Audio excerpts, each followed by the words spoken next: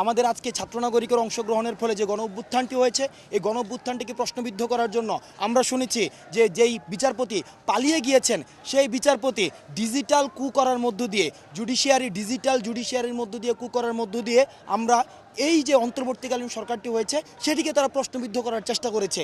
সেটি সাধারণ ছাত্র নাগরিক যে অংশগ্রহণের মধ্য দিয়ে যারা গণ অভ্যুত্থানটি সফল করেছে তারা সেটিকে মেনে নিতে পারেনি। সেটি হচ্ছে এটির বাস্তবতা, আজকের সেটির প্রতিফলন। আর দ্বিতীয় যে প্রেক্ষাপটটি সেটি হচ্ছে গত 16 বছর ধরে ফেসিস্ট গভর্নমেন্ট যে ধরনের একটি বিচারহীনতার সংস্কৃতি বাংলাদেশে তৈরি করেছিল, সেই বিচারহীনতার সংস্কৃতির প্রতি মানুষের যে অনাস্থা সৃষ্টি হয়েছিল, আমরা দেখেছি রাষ্ট্রের প্রতিটি নিপীড়কমূলক কাজের যে বিষয়টি ছিল, এই শেখ হাসিনা খুনি ফেসিস্ট সরকার সেটা হাইকোর্টের কাঁধে বন্দুক রেখে তিনি সবগুলো কাজ করেছেন। আমাদেরকে বন্দি করা থেকে শুরু করে তত্ত্বাবধায়ক সরকার বাতিল ব্যবস্থা থেকে শুরু করে প্রত্যেকটি কাজ উনি হাইকোর্টের উপরে গুলি রেখে উনি এই কার্যক্রমগুলো, নেতিবাচক কার্যক্রমগুলো উনি পরিচালনা করেছেন।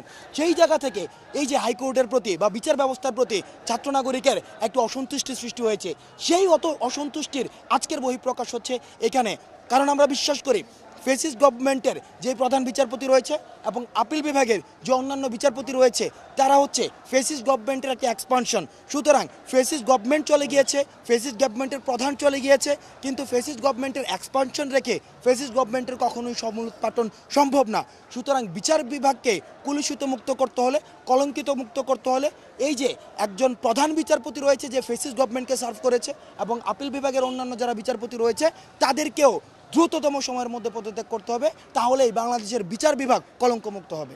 দেখুন, প্রধান বিচারপতি আপিল বিভাগের যারা যোগ্যতার ভিত্তিতে কনস্টিটিউশনাল যে ল রয়েছে সেই জায়গা থেকে অবশ্যই আপিল বিভাগে যারা গত 16 বছর ধরে ফেসিস্ট গভর্নমেন্টকে ফুড সোলজার হিসেবে কাজ করেনি তাদের মধ্যে থেকে কাউকে নিয়োগ দেওয়া হবে।